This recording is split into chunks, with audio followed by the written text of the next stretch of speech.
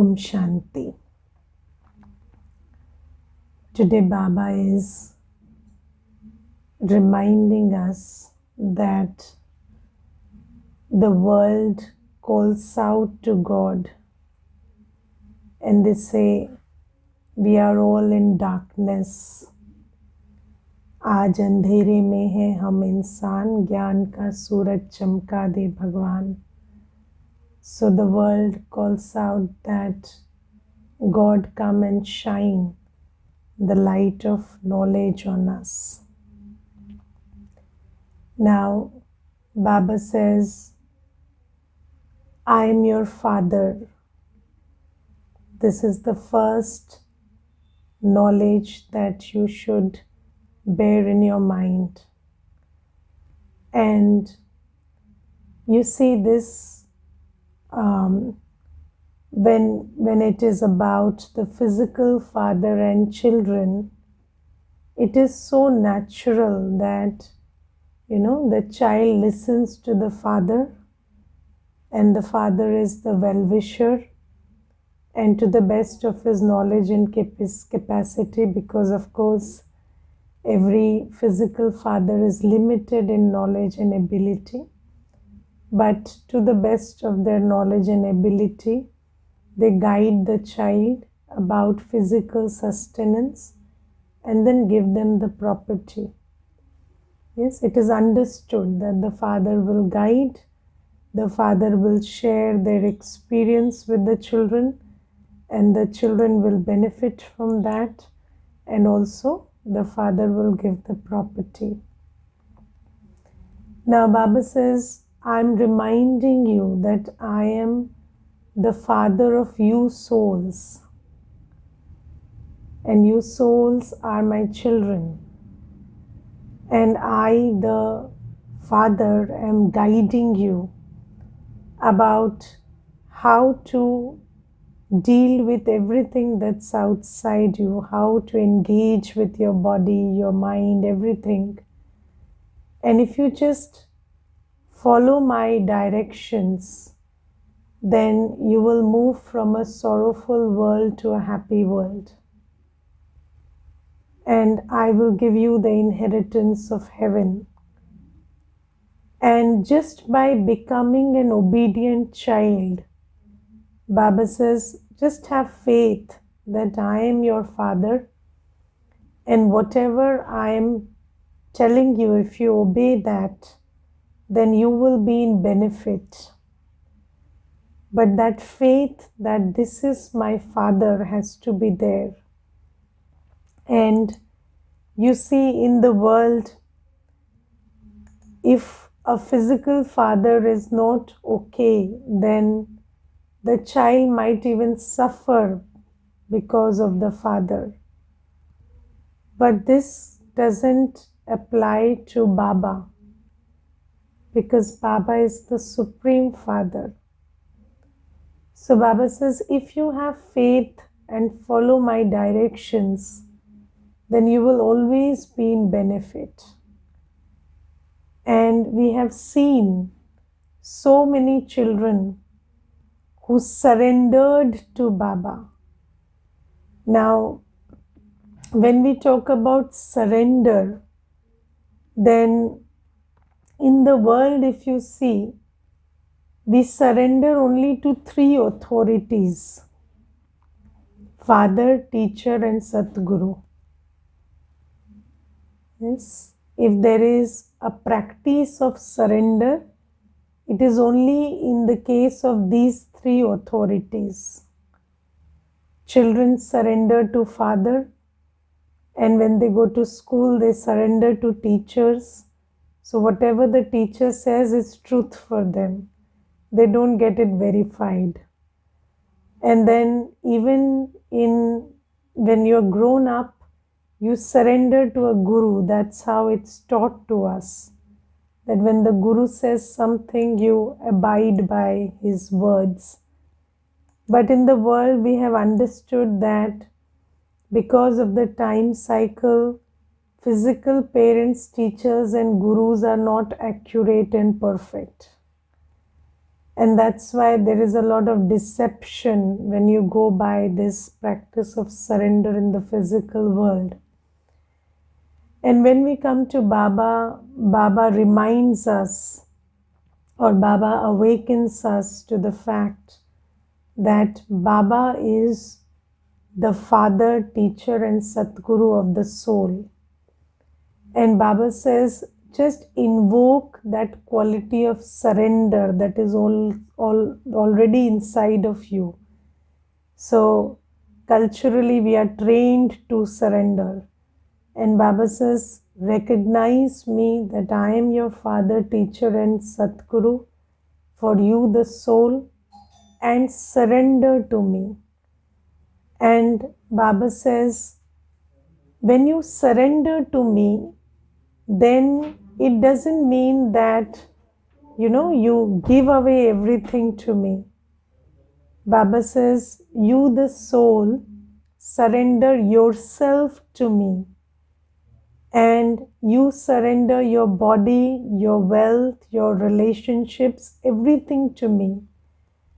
And when you surrender everything to me, then I instruct you to become a trustee. And then I tell you, so first you surrender everything. You have to understand that this is my father, teacher, and Satguru. And only by surrendering to this authority can everything I have be purified. And Baba says that you understand that I am the purifier, and you surrender everything to me, and then I instruct you to become a trustee of everything. And I am the owner and you are the trustee. So then you use everything according to my directions. Everything according to my Shrimat. There is a story associated with this. Let me just to speak that story. Some of you might have heard it earlier also. So it's a story in Bhakti, and they say that there was this king and he had a guru. And then this king was continuously going through losses. And then even when there was no loss, there was a lot of fear and worry and a lot of other stuff going on with the king. And then one day the guru came and he said, how are you? So he said, I'm very stressed and worried and in fear these days. So the guru said, okay, all that is fine, but I have come to take my Guru Dakshina. So you give it to me and I'm going. So the king said, so what Guru Dakshina do you want? So the guru said, you give me something that is very dear to you. So finally it's settled that the king surrenders the kingdom to the guru. Okay. Now, after that act of surrender takes place, the guru asks the king, so now what will you do? So now you have surrendered your kingdom to me, what will you do? So he said, I know how to run a kingdom, so I'll go and offer my services to somebody else and see if someone appoints me to do the managerial job, and I will take up that job and do it. So then the guru says, okay, now you listen to me. Now this kingdom is mine. Now you take this and offer your services like a manager and wait until I come back. And I want the whole account, well maintained, and you take care of everything. And after that, after I come, you hand it over. So the king does that. And then when the guru returns after a year, he asks the king, so now are you worried and in fear, and are you concerned and stressed? So the king says, why should I be stressed? This is your kingdom. I'm just a manager. I'm not stressed. So then the Guru says, looks at the accounts, and then everything is flourishing also because the king is stress free. And then again the Guru says, okay, now I'll give you another lease of 1 year. You take care of the kingdom. I'm again going, and I'll come back and look at the accounts. So this way you see that the Guru relieved the king of the burden of, this is mine, this is mine. And Baba says, I'm also doing that. So, but I feel that in case of Baba, there are two things that happen.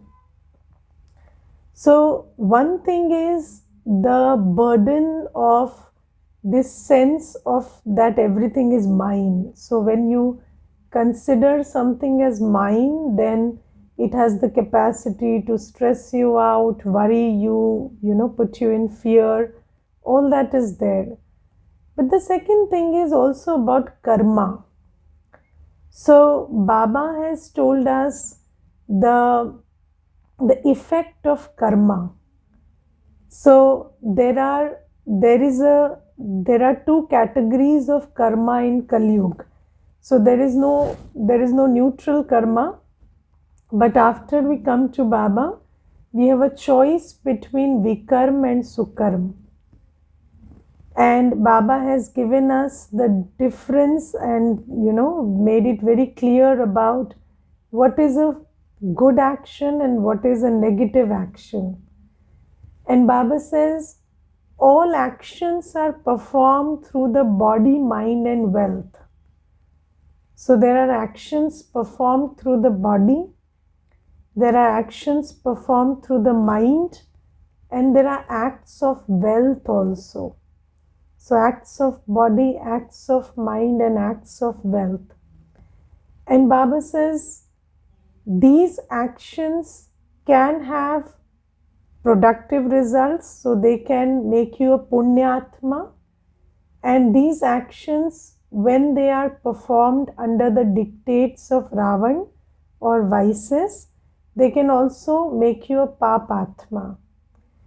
And Baba says that you have been performing actions under the dictates of Ravan for 63 births, and that has made you a papatma, and because of that you are here wallowing in sorrow all the time.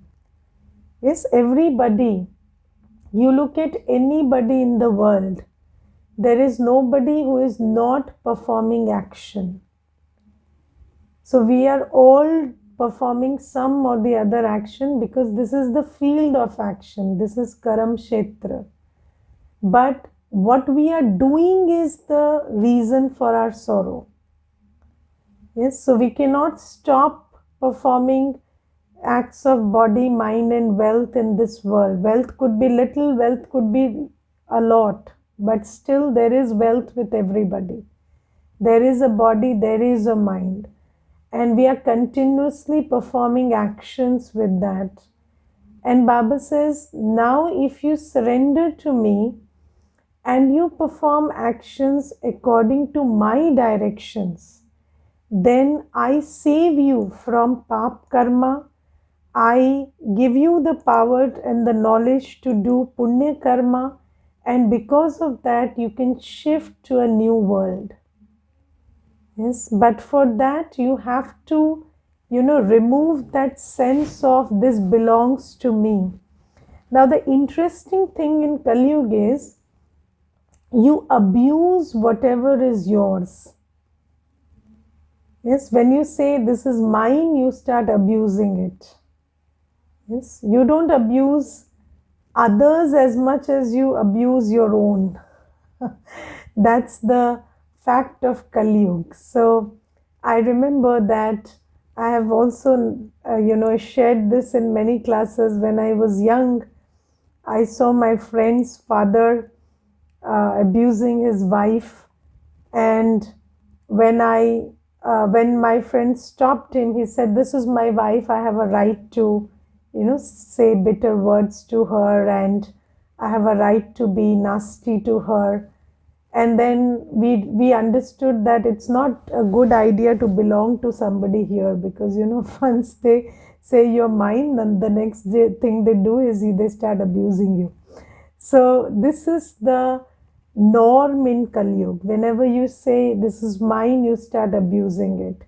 So you don't even seek permission to abuse your body or your mind or your wealth. You're wasting it all the time, doing negative karma through it.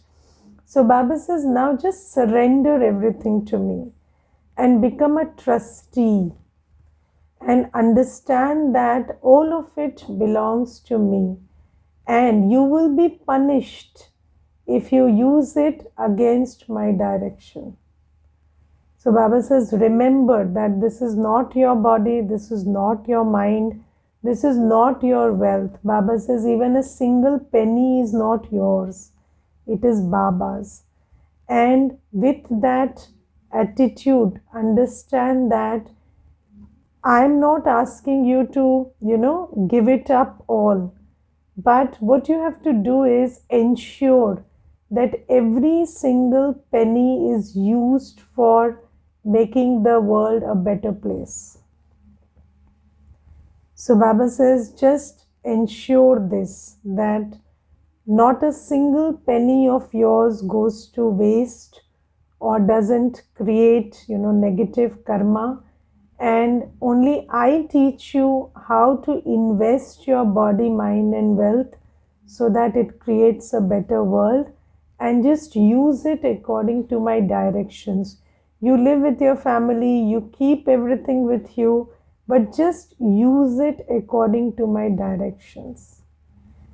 And then Baba says, when you use it for seva, when you use it for, good karma, then your everything that you have becomes purified.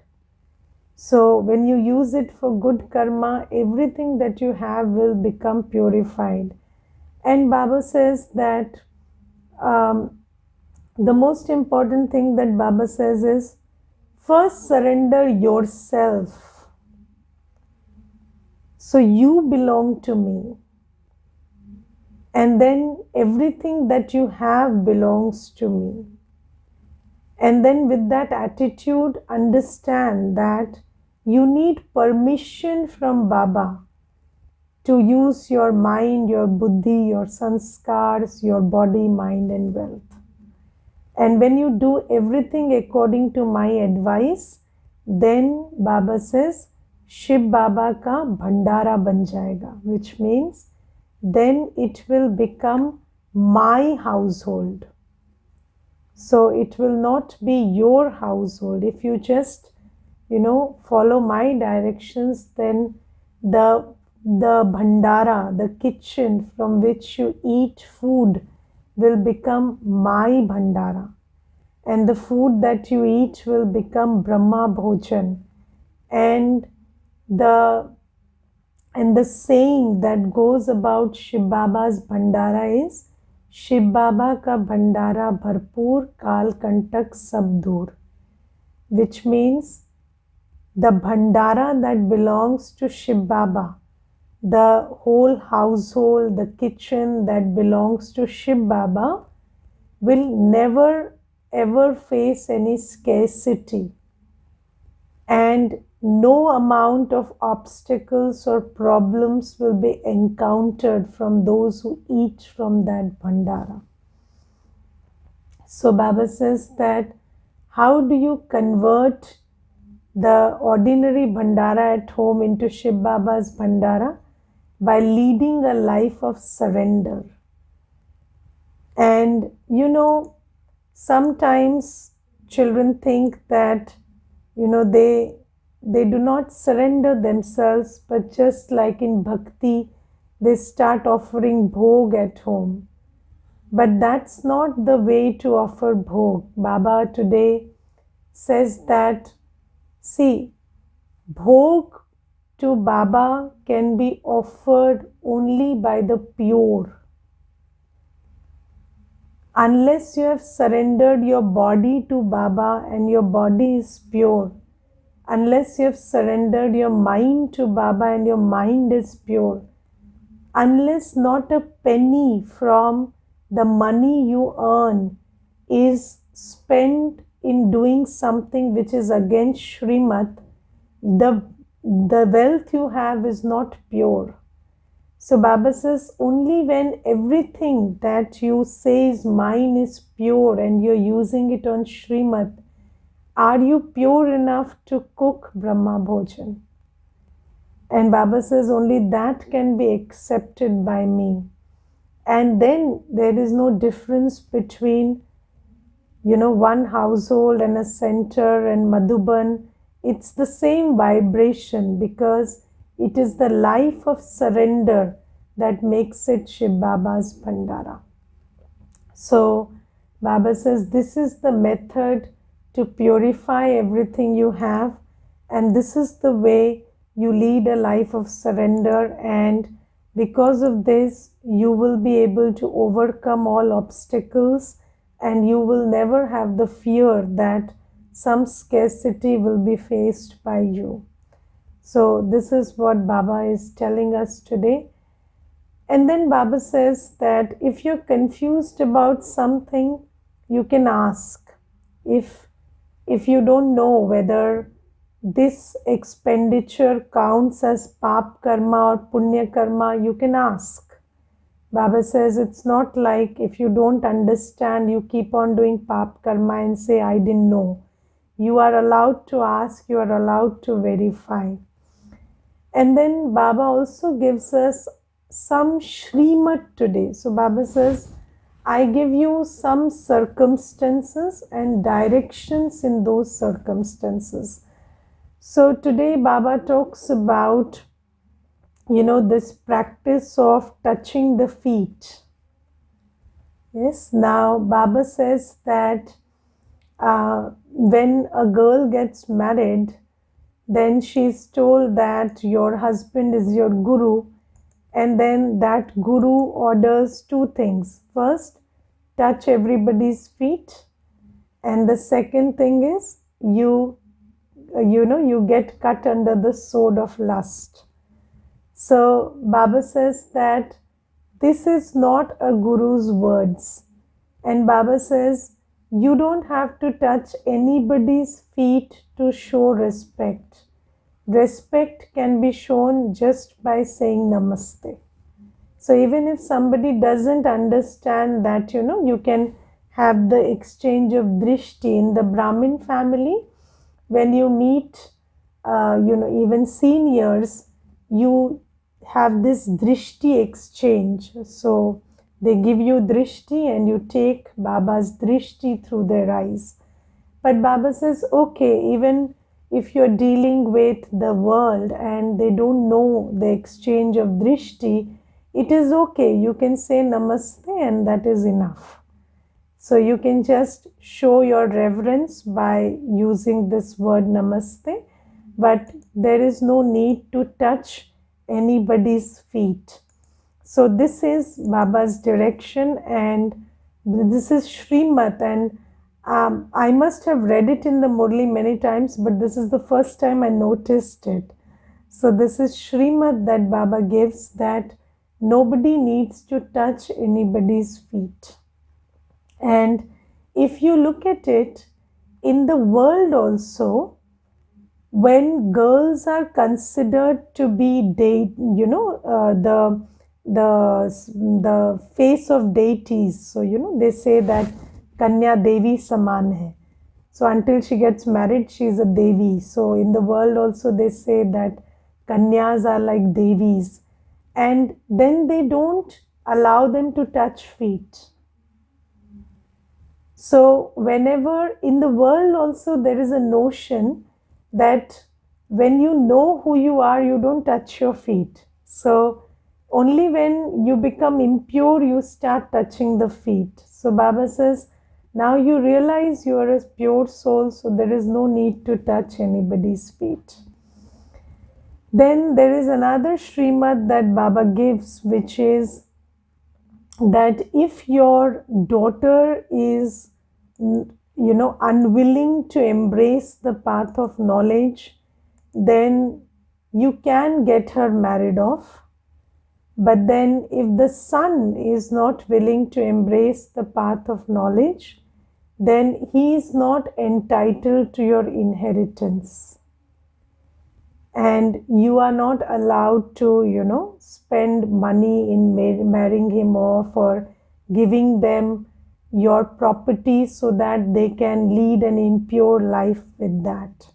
So this is also one Shrimad that Baba has spelt very clearly. So it is up to us to, see whether we are leading our lives according to Shrimad or not. Then there is another thing that Baba tells today, which is about Ramayana.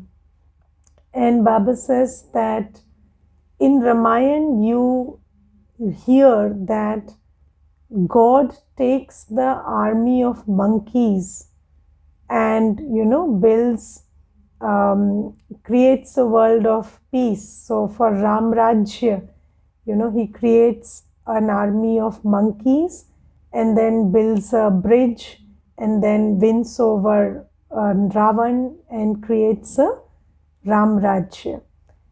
And Baba says people have been hearing these stories for so long, but they don't understand that God actually comes and takes the monkey minds. Everybody, even in the West, if you see, this monkey mind phrase is very popular. People say, I have a monkey mind. So God comes and adopts these monkey minds and then uses them to win over Ravan Rajya and creates Satyug.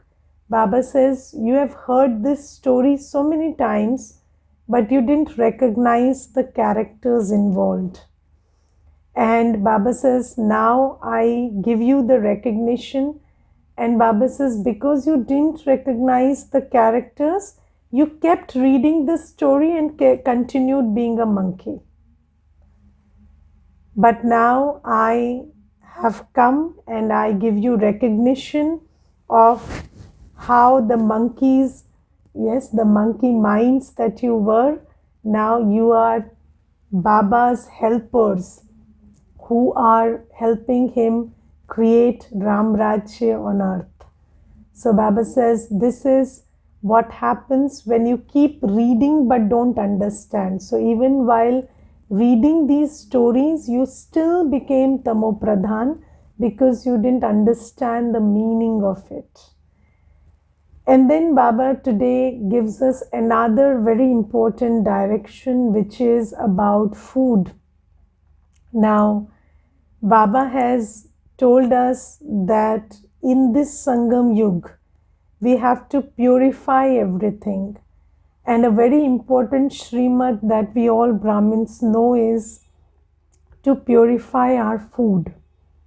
And Baba has told us that we cannot have, impure food or food that is not cooked in Baba's remembrance, or food that is not cooked with wealth that is used for negative purposes.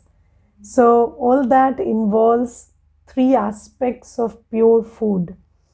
Now Baba says, when I have given you this direction for accepting pure food, so today Baba discusses two cases. One is that of a child who is serving in the army.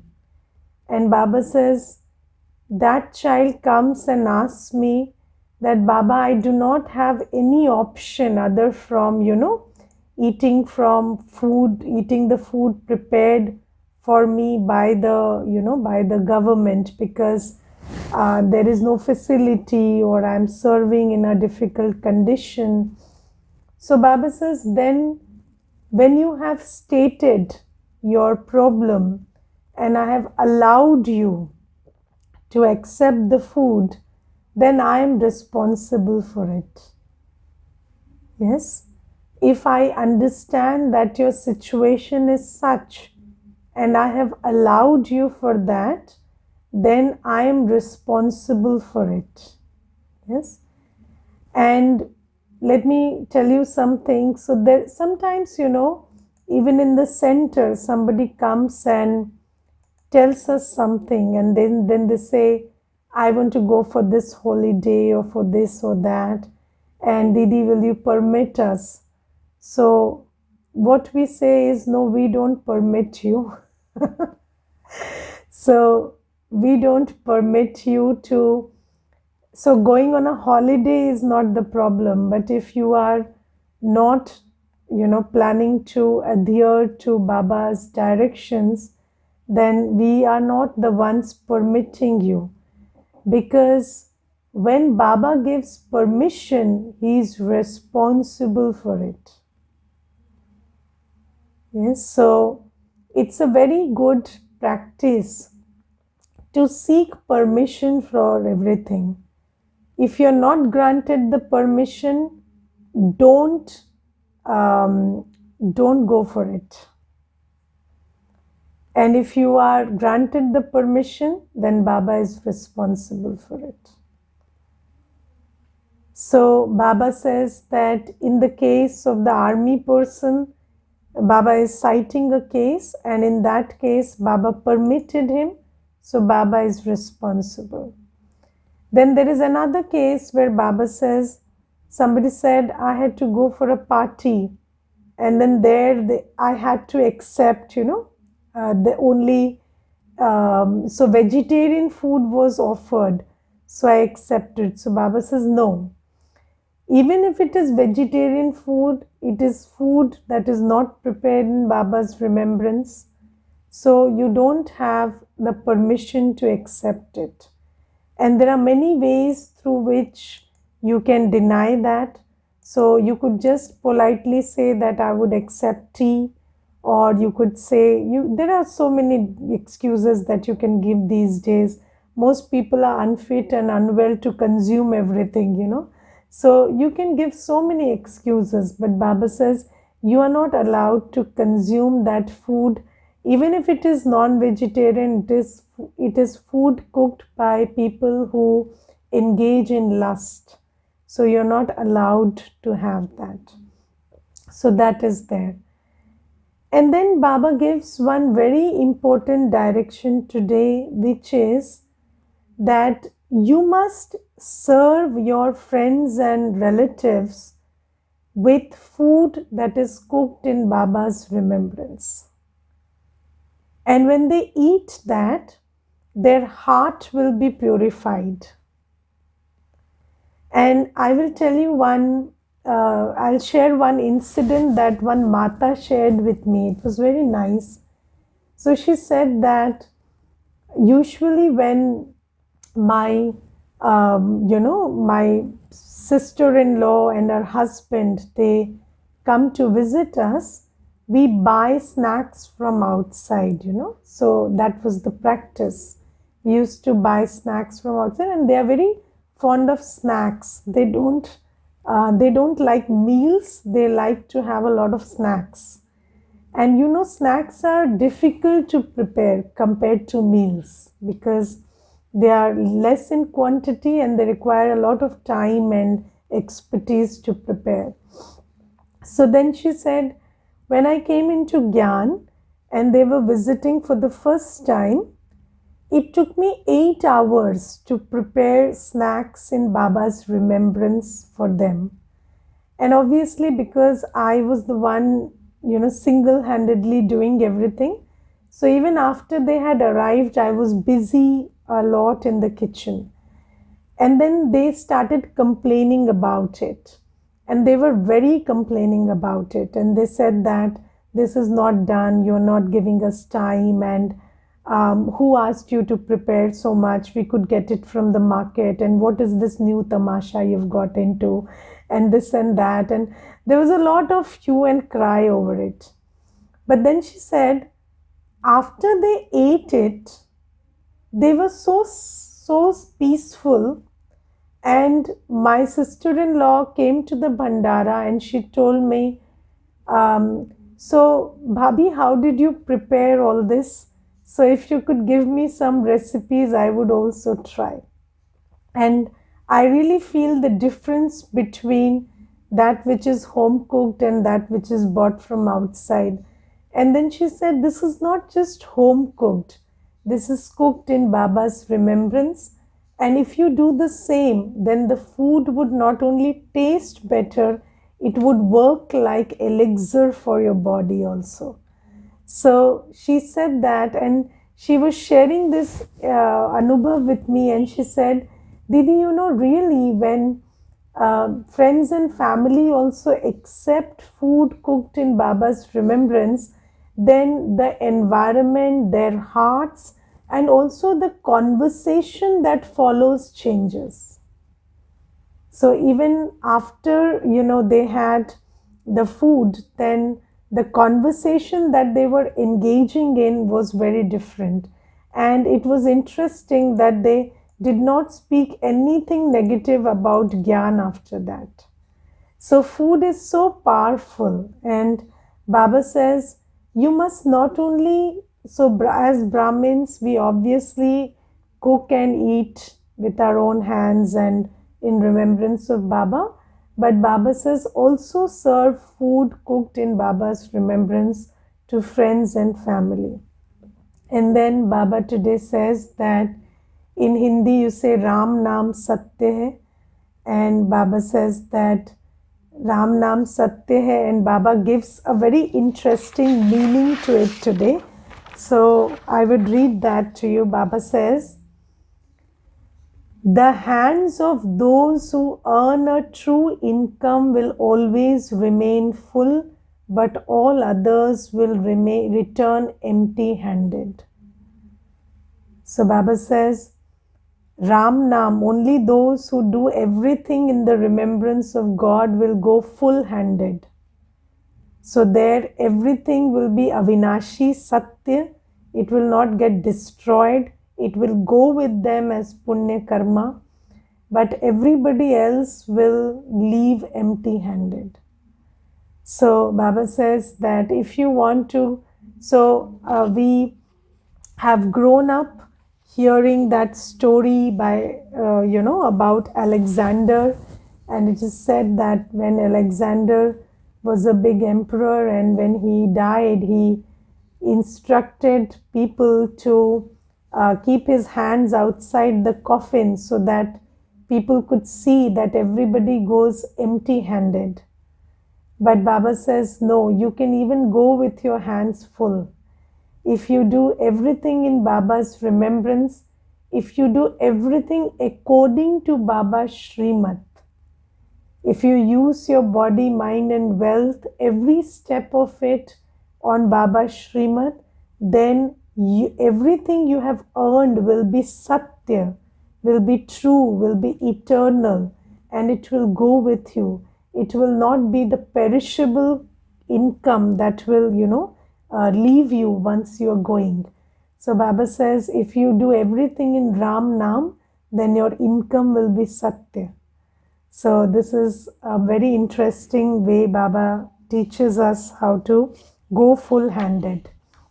And then Baba today says that in the slogan, the means to end any type of upheaval is to have firm faith in the drama. Now you see that whatever is predestined is happening, and whatever is predestined will happen. Yes? But it is, it is this lack of faith in drama that makes us come into upheaval and turbulence. And then it spoils our inner state. So Baba says, only when you have faith that whatever is predestined is good, it is benevolent, then you can look forward to the future in faith, and you will be saved from all these tendencies of worry and fear and everything. And Baba has told us about 3 kinds of faith, rather 4, but let's talk about 3 today. Faith in the self, faith in Baba, and faith in drama. And faith in drama means Whatever happened was good, whatever is happening is good, and whatever will happen will be very good. And this is a question of faith, because Baba has given us the knowledge that you children are the child of the Creator. Yes? And drama is Baba's creation. So when you have a good relationship with the Creator, then the creation will not betray you. Yes? If you are friends with somebody's father, you know that the child will not do harm to you. So Baba says that if you make friends with me, if you are a good child to me, if you are doing everything according to my Shrimad, then I have guaranteed you that the drama will always be in your favor. Because drama is my creation. And if you have followed the directions of the Creator, then the creation follows your direction. So Baba says, with this, by understanding this process and by doing everything according to Baba's Shrimad, you will have a lot of faith in drama also. And then whatever is happening on the outside, this firm faith that Baba's creation is always benevolent for me will keep you in a state of stability and peace, come what may. Okay?